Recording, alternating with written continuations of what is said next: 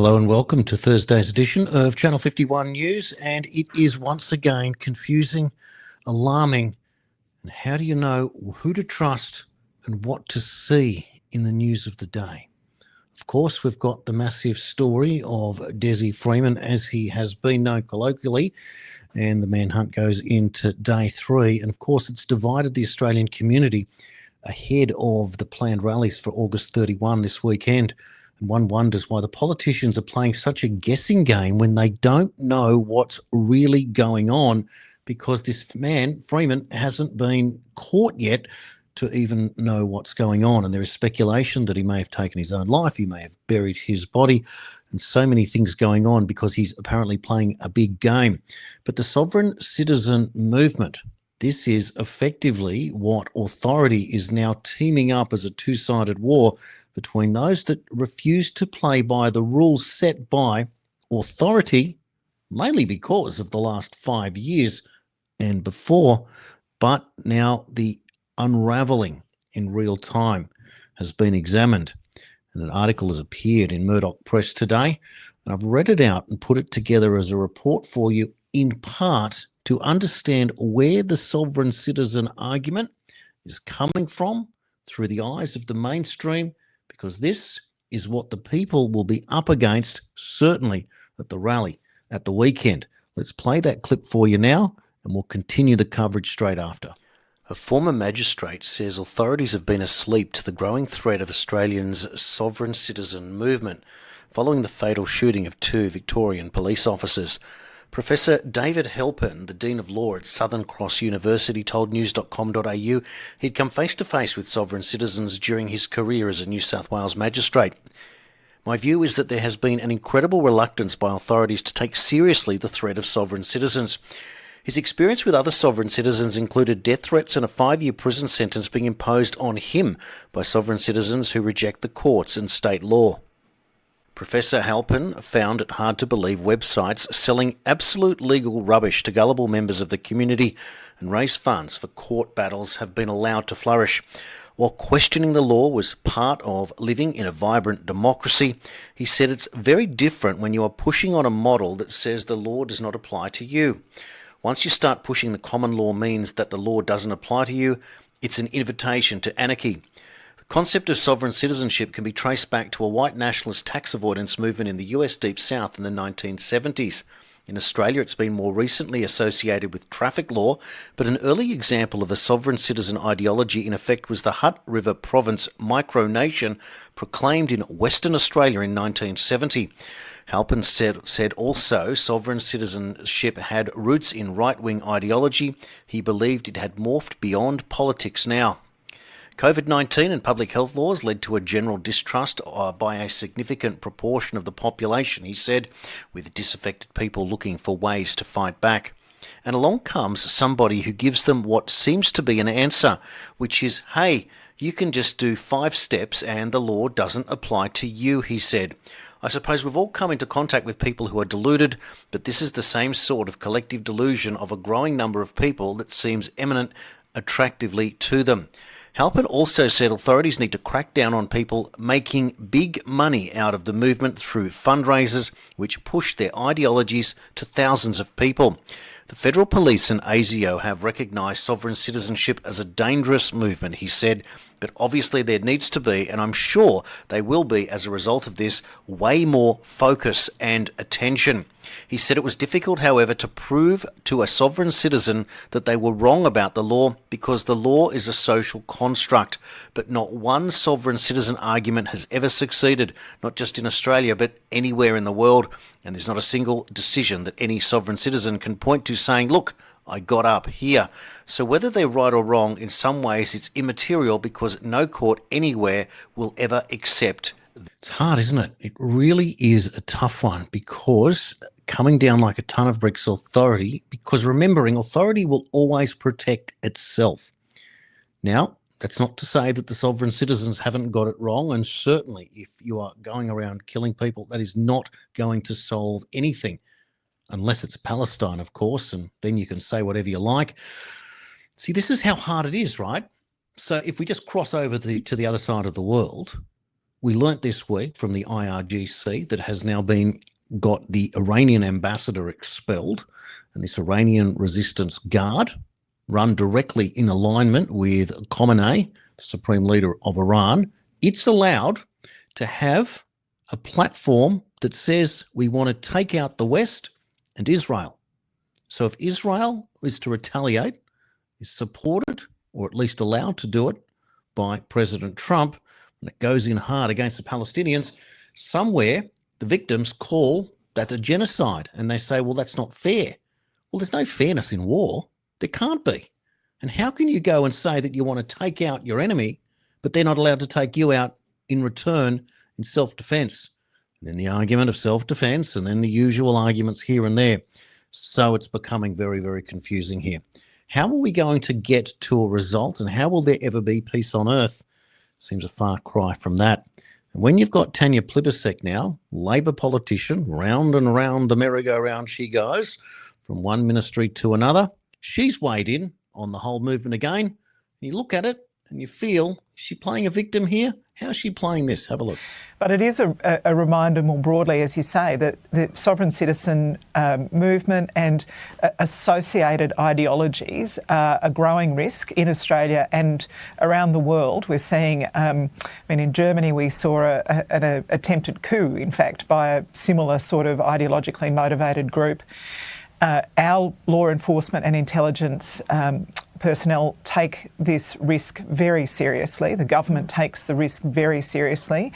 ASIO director has reminded us numerous times that the growing threat of right-wing extremism is something that cannot be ignored in Australia.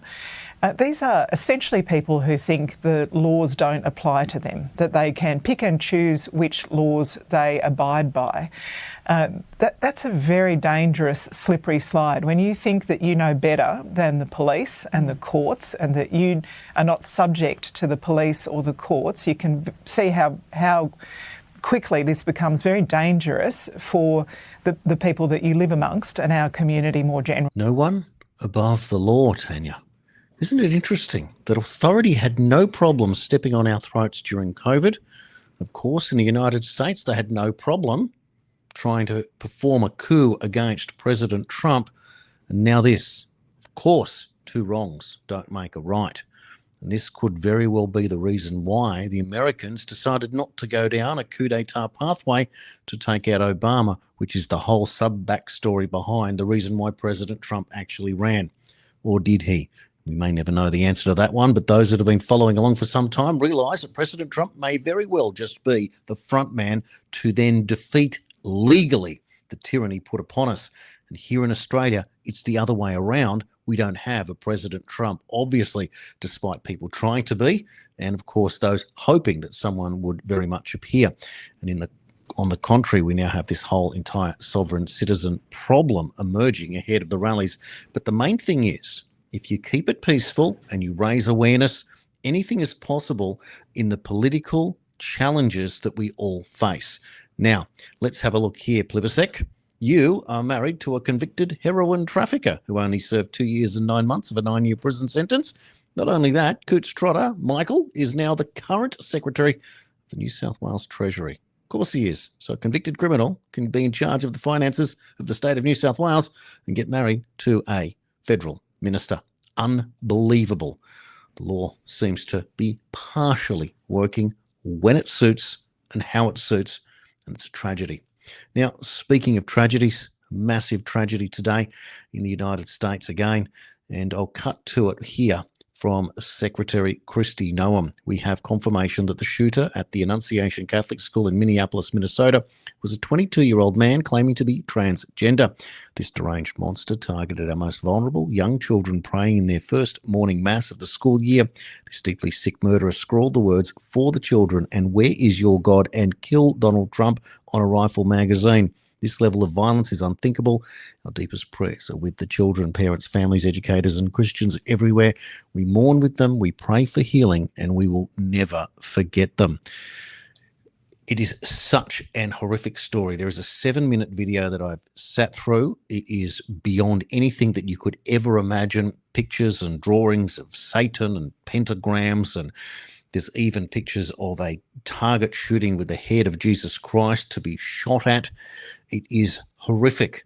And then there's a mention of kill the pedos, and one wonders whether this individual was abused there and whether or not this was the excuse given to attack at the Catholic school. Now, there was also a very long drafted letter. I'm not going to read it out, but I'm going to show you evidence of it here to my family and friends. It goes for 4 pages and it's handwritten, and it apologizes to the family members and for destroying their future lives, etc.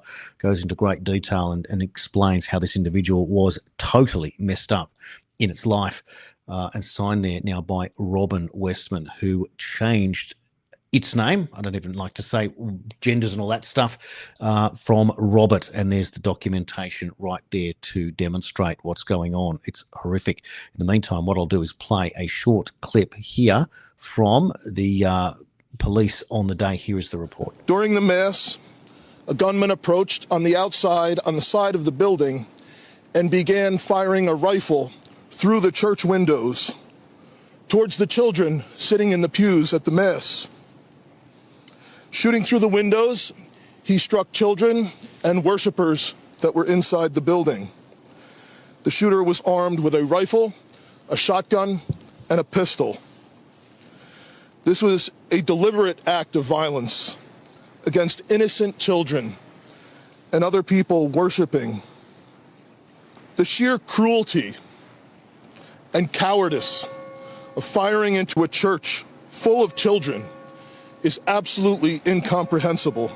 It is unbelievable. In the meantime, this has also been compiled. Is there a pattern here? A series of 9 individuals, all on the flag, trans, gender fluid, trans, non-binary, all shooters, and one wonders exactly what is going on in this mental health crisis.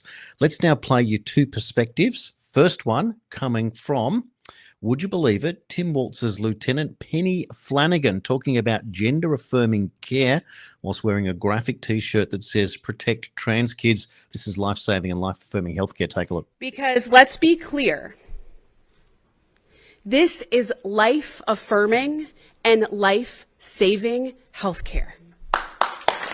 When our children tell us who they are, it is our job as grown-ups to listen and to believe them.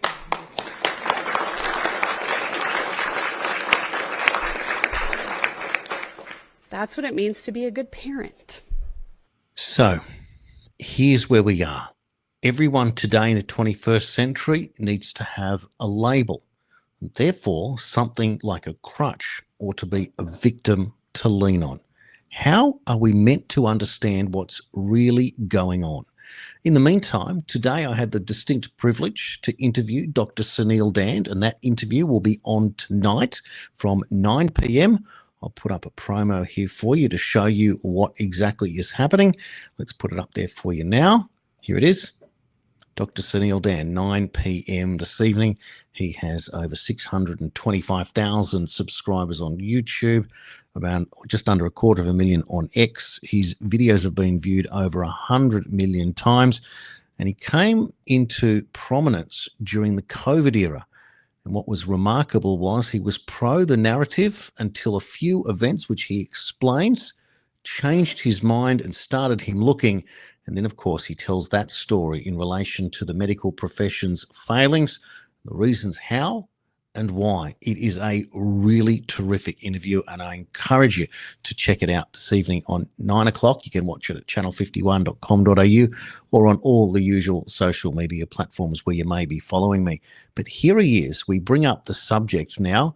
Let's play it. and have a look. And today's events, sadly, in Minnesota with this shooter that took out these poor children in this Catholic church, in this school in the early week, was another example of the madness that's going on there. And that's just a very quick aside. But we've since been given or seen access to the a so-called manifesto, a horrific video showing an intent to kill and hate and maim, etc. And you just wonder, what type of sickness are we dealing with here? A mental health crisis. But the thing that I noted, that on some of these magazines with the rounds, the bullets in them, there were references to Satan, pentagrams, hate, kill, these horrific things. And it also came down to, this is an area I wasn't expecting to touch on, but there is a pattern now amongst these shooters, that there's this weird trans agenda thing going on there that they're identifying in these different ways. And we've now had a political divide. The left wing is promoting it like you wouldn't believe. Parents in Australia are being punished if they dare question it, and the state wants to take over if a child comes forward. It feels like it's more of a recruiting exercise as much as anything else to legitimize. And I don't know where that comes from. I've seen the same things about the shooting patterns in the United States, and this hits home because some of these shootings have happened close to where I live. And don't also rule out the role of medications, because psychiatric medications are dished out like candy to youngsters in the United States. It's awful. And many of these are mind-altering as well. That is such an interesting point, because one of the commentators mentioned today in just an off-the-cuff remark said a generation fed SSRIs. That is literally what he said, and that's the point. And we're talking about depression, anxiety types of medication. And isn't it ironic that as a side effect, they sometimes say suicidal ideation?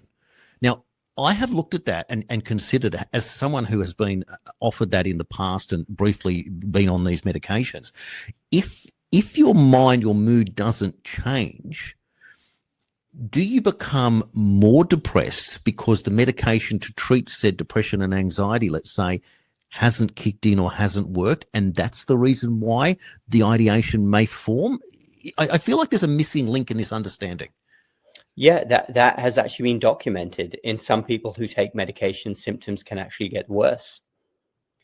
These are bona fide mind-altering drugs, and you're giving them to young people too, whose brains are still developing.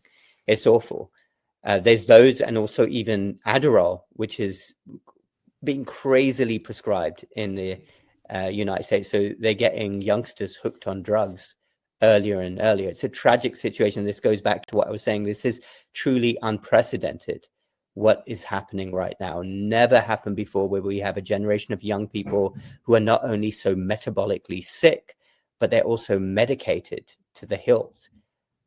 Sadly, I believe it's going to get a lot worse over the next 10 to 20 years. I'm not sure we can reverse this very quickly.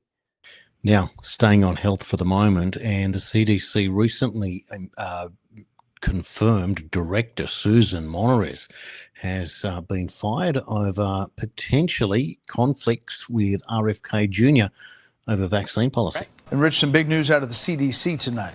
Yeah, absolutely. Health and Human Services is announcing that the director of the CDC is out. This is just a few weeks after she was confirmed.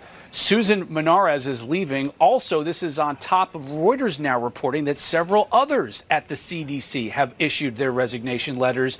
The reasoning is unclear, though. The New York Times is reporting it was over differences with Secretary Kennedy on vaccine policy. Federal regulators have just approved and limited COVID vaccines for Americans. That has also put them at odds with some doctors' groups who have issued their own recommendation on who should get COVID shots. Brett? Rich Edson live on the North Lawn. Rich, thanks. Meanwhile, the other doctor that is out, do you remember this fellow, Dr. Dimitri? Well, let's take a look at his resignation today. I'm writing to formally resign from my position as Director of the National Centre for Immunisation and Respiratory Diseases at the CDC. Effective August 28, close of business. I'm happy to stay on for 2 weeks. The decision does not come easily, as I deeply value the work that the CDC does in safeguarding public health and I'm proud of my contributions to that critical mission.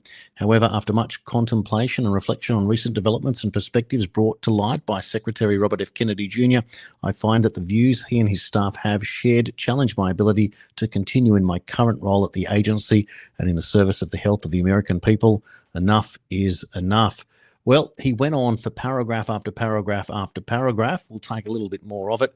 I'm unable to serve in an environment that treats CDC as a tool to generate policies and materials that do not reflect scientific reality and is designed to hurt rather than to improve the public's health. The recent change in the adult and children's immunisation schedule threatened the lives of the youngest American and pregnant people. And that flies in the face of RFK Jr. and, of course, Jay Bhattacharya, Marty Makary, removing the recommendations for healthy children and pregnant women to take COVID jabs. Dimitri, he went the other way, and he signed it off here. Dimitri Daskalakis, MD, MPH, he, his, and him. He, his, and him. He's gone. He's out, and I can hear the cheering already. Meanwhile, Bobby Kennedy hasn't wasted a moment in announcing his new direction, nutrition. Look at this. Given that doctors don't know much about it at all, change in policy. Hey, everybody, I'm Robert F. Kennedy Jr., your HHS secretary. Today, the Trump administration is demanding bold reform in our medical education system.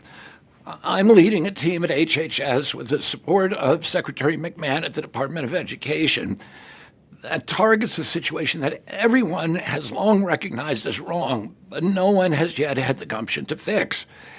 It's the woeful lack of nutrition education in medicine.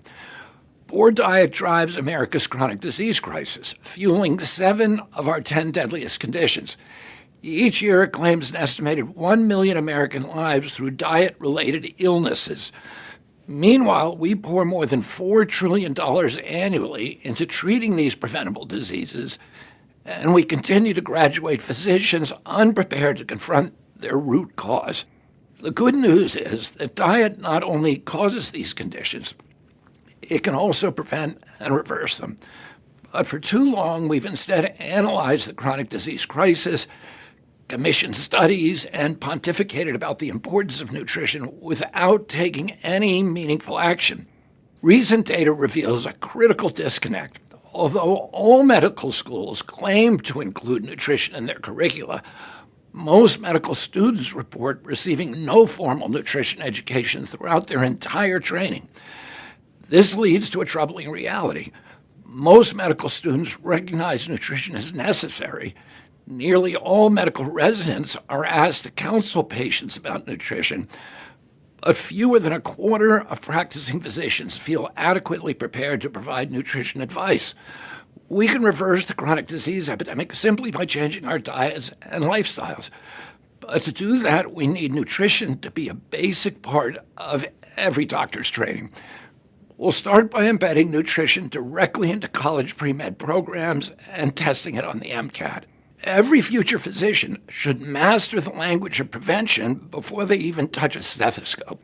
Under President Trump's leadership, we are going to systematically transform nutrition education throughout American medicine. For more than 200 of America's medical schools, 13,000 residency and fellowship programs, and ultimately each of the nation's 1.1 million practicing physicians. In the future, doctors won't just prescribe drugs. They'll be able to prescribe diets as well, by confidently screening for diet-related diseases and collaborating with nutrition experts to recommend food-based solutions. Our reforms will save our country hundreds of billions of dollars and prevent millions of debilitating chronic diseases. This is an approach that is both radical and common sense. We're going to reconnect medicine with its roots. Hippocrates, the father of medicine, said, "Let food be thy medicine, and medicine be thy food." His advice remains true today, and we're bringing back food to its proper place in medicine. Given that great announcement, I threw it over to Dr. Dan. Here is his response. Bobby Kennedy, RFK Jr., has come out today and he's talked specifically about a new approach to lifestyle or diseases of diet and explained that most doctors aren't even taught nutrition in school. We had a GP that told us the same thing. We in a 6-year degree, we spent an afternoon on nutrition. Therefore, is this the missing link? I'm very happy with this news. I think I would have been happier had I heard this news 6 months ago, because my views on this have somewhat changed. I have two thoughts. First, yes, absolutely, you want doctors to hammer home this point. And I think the very first thing in their note as they write an assessment and plan should be, what is this patient's metabolic health? Because people do listen to what doctors say. I mean, like I just said, the whole pandemic response was based on what the medical profession said. And you hammer home the point enough, like with smoking, a certain percentage of people will listen and say, doctors saying don't do that. So yeah, I'm all for doctors learning nutrition. But the second part of this is I wonder what the nutrition teaching will be, because there's many different viewpoints on what is good nutrition. Hopefully the bare basics will be there, like you want to limit your sugars, carbs, optimize protein, go for the colorful foods, limit portions.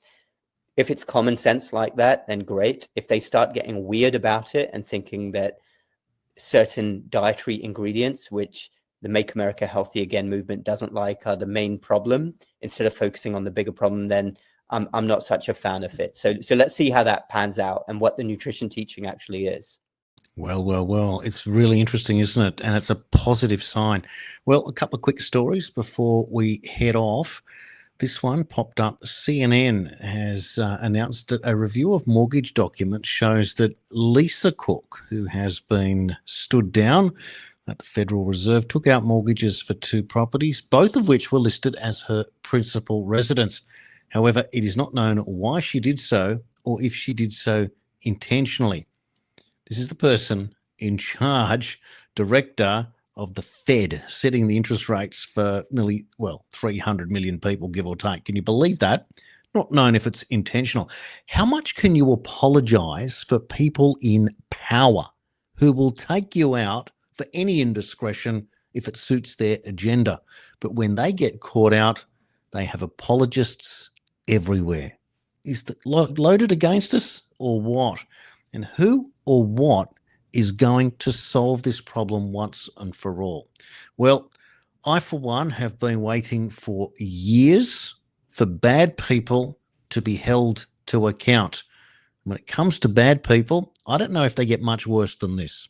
There you go. Donald Trump has announced today on his social media that George Soros and his wonderful radical left son should be charged with RICO or under RICO, which is racketeering, because of their support of violent protests and much more all throughout the United States of America. We're not going to allow these lunatics to rip apart America anymore, never giving it so much as a chance to breathe and be free. Soros and his great group of psychopaths have caused great damage to our country. That includes his crazy West Coast friends. Be careful. We're watching you. Thank you for your attention to this matter. And Elon Musk chimes in. High time action was taken against Soros directly. Them's fighting words. Well, for mine, I'm still trying to assess how it is that we're going to keep this bulletin as tight as we possibly can. It takes a ton of work to put it together each day to give you the news in 29 minutes or 30 minutes flat. We'll work on that system. But what I'd love you to do is to check out the interview with Dr. Sunil Dand at 9 p.m. local time. You can check it out at channel51.com.au. Go to qcitizen.net. You can check it out at X at JasonQCitizen1.